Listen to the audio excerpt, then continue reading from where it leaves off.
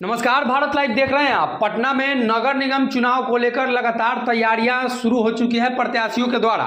ऐसे में कई प्रत्याशी चुनावी मैदान में हैं, लेकिन मेयर प्रत्याशी के तौर पर रीता रस्तोगी का जो विजन है और जो मामला निकलकर सामने आ रहा है, उस स्पष्ट हो रहा है कि कहीं ना कहीं ये लड़ाई और भी दिलचस्प होती हुई नजर आ रही है। पटना का संपूर्ण विकास व समाज सेवा ही मेरा धर्म है। साथ ही रीता रस्तोगी ने पहले ही अपने विजन को साफ किया है और कहा है कि पटना में पानी, रोटी, कपड़ा, मकान जैसी मूलभूत समस्याओं को पूरा किया जाएगा।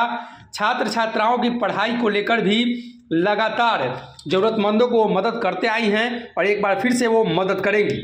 साफ तौर पे समझे तो मेयर प्रत्याशी को लेकर इस बार खासा चर्चा है, इसलिए कि इस बार मेयर प्रत्याशी जनता के द्वारा ही चुना जाएगा। तस्वीरें जो निकलकर सामने आई हैं रीता रस्तोगी के नामांकन के दौरान की और उनके जो क्षेत्र में भ्रमण के दौरान की, वो हम आपको अब दिखाते हैं। एक एक करके सभी को दूर करना, जितना भरसक संभव है सबको ठीक करना। खासकर महिलाओं के ऊपर ज़्यादा फोकस है कि उनके ऊपर कोई सरकार भी या पार्षद निगम कुछ भी कोई ध्यान नहीं देता। एक भी शहर में शौचालय नहीं है कि महिलाएं कहीं भी जा सकती हों। उनके पढ़ाई की नहीं व्यवस्था है, उनको रोजगार देने की व्यवस्था नहीं है। हम लोग कला कौशल केंद्र वगैरह जो खोल के उनको सिखाते तो ज़रूर हैं, लेकिन उसको पैसा कहाँ से उपार्जन इसके तरफ नहीं देखते हैं। तो ये सब बुनियादी बहुत सी चीज़ ज़रूरतें हैं। बच्चे जो हैं पढ़ते नहीं हैं, छोटे छोटे बच्चे जो हैं उनको जब तक आप KG 1 से शुरू नहीं कीजिएगा, उनको शिक्षा देने का उनके दिमाग में नहीं बैठाइएगा पढ़ाई की बात, तो वो आगे चल के नहीं पढ़ पाते। इसीलिए कोई 2 क्लास के बाद छोड़ देता, कोई 5 क्लास के बाद छोड़ देता।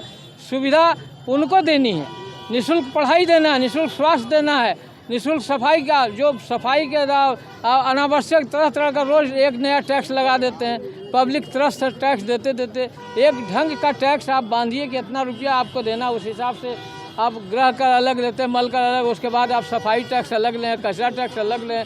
होल्डिंग का टैक्स आपने इतना एक बैग बढ़ा दिया कि नया आदमी आप अगर अपने पिता के नाम पर अपना चमाना चाहते हैं तो आपको इतना टैक्स देना पड़ता है, तो ये आदमी सोचने लगता है। बहुत सी विसंगतियां हैं आपके नगर निगम में। कोई भी काम जो है सो ढंग से होता नहीं है, साधन है सब बेकार पड़ा है। गाड़ियाँ आती हैं, बताइए 3 साल के भीतर गाड़ी खराब हो जाती है और डंप हो जाती है। उसके बाद कहा जाता है कि उसमें पार्ट पुर्जा नकली लगा हुआ था, कमज़ोर लगा हुआ था, पुराना लगा हुआ था। तो आप जिस वक्त लिया था उस वक्त क्या आपका आँख नहीं था? आपकी टीम क्या है? आपका ऑब्जर्वेशन कहाँ है? ये सब पैसा खाने की बात होती है और निगम भ्रष्टाचार का एकदम जड़ से ऊपर तक भ्रष्टाचार ही भ्रष्टाचार है। सबसे पहले इसको दूर करना है, इसका कार्य प्रणाली को दुरुस्त करना है, सारा आपका शहर अपने आप सही हो जाएगा व्यवस्थित। स्मार्ट सिटी बनाया जा रहा है, स्मार्ट सिटी बनाया जा रहा है पटना को। दूसरी तरफ 44वें स्थान पे पटना है। अब 44 नहीं, आप बहुत पीछे हैं, 65 स्थान पे है पटना। अब आप सर्वे देखिए निकाल के। 44 पर जब था, जब यहाँ वायु प्रदूषण के ऊपर काम हुआ था, और उसके बाद अभी आप देखिए 64-65 स्थान पे है। क्या कारण मानते हैं? कारण यही मानते हैं कि आप कोई काम ही नहीं कर पाते हैं और उसके ऊपर से नमामि गंगा वगैरह के नाम पर सारी सड़कें खोद डाला। अरे काम ऐसा नहीं होता, काम ऐसा होता है कि अगर एक साइड से काम कर रहे हैं तो आप आगे बढ़ते हैं तो पीछे को फिनिश करते हुए जाइए।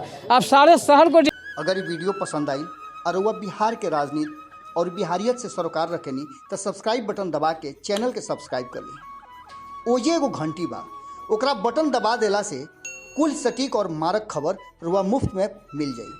अगर रुआ पत्रकारिता के हमनी के नया प्रयोग में सहयोग कर चाहतानी तो ज्वाइन बटन दबा दी।